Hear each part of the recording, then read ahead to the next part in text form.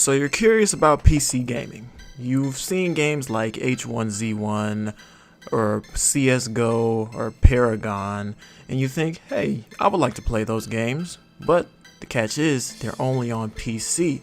Or maybe even you've seen games like Battlefield or Rainbow Six Siege that just play better on PC, plainly in my opinion, and you want to be able to experience that different style of play. But the problem is you don't have a gaming computer and you think gaming PCs are very expensive in general, which is true to some extent if you want a fully decked out, maximized gaming computer. However, what most people don't know is that getting into PC gaming can be fairly simple and relatively cheap. You can get a pretty solid gaming computer for about the same price as you would a regular console and have it perform just as well or even better in a lot of cases. But the question is, how can you do this? You've gone online, you've gone to different stores, you've looked at different gaming computers, and they've all just been so expensive. So how can you manage to get one for about the same price as you could a PS4?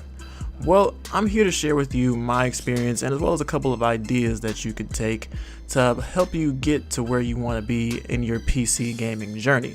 Now, of course, let me just say before I start, I'm not a PC gaming expert. I've only just recently gotten back into PC gaming earlier last year, and I'm in no way or shape or form claiming that I know it all. This is just merely me sharing my experience with you all and something that will probably be a good idea and really helpful to the majority of you who are interested in transferring over to PC gaming or playing PC gaming in addition to your console gaming, which is what I do. So let me start by dispelling some common misconceptions when people think about PC gaming.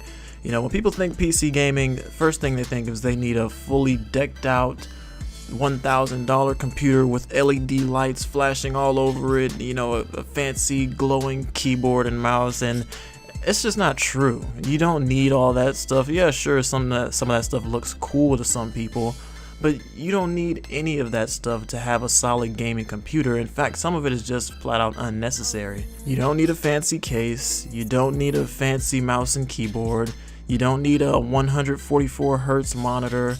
All those things are nice, but they're not necessities when it comes to PC gaming, and they won't make you any better or worse of a player if you do or don't have them. So how could you get in PC gaming today? Well, for starters, what I would recommend is buying a pretty solid pre-built computer with a decent processor in it.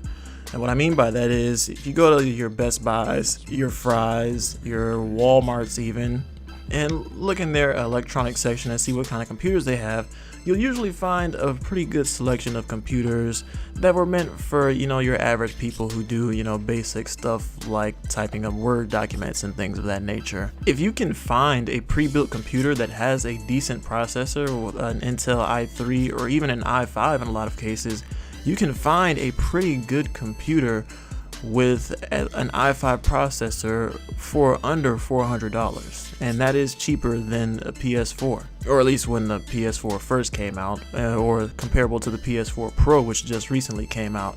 So, and the reason that you want to find a computer that's pre-built with a good processor is because they're relatively inexpensive, and as long as you have a good processor, that leaves room for you to do upgrades to it in the near future, which brings me to the next topic, is buying a graphics card to go in that computer.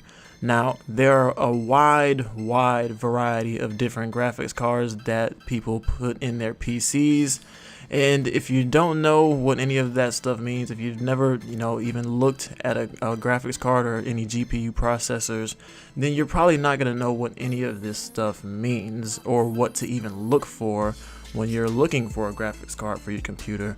But I'm going to provide a good solid example of a graphics card that I actually bought, so I have experience with it, that I would recommend for people who just want to get in and dabble in PC gaming and not spend an arm and a leg and have all this complicated hardware and stuff around them. So the NVIDIA GTX 750 Ti is the graphics card that I currently own.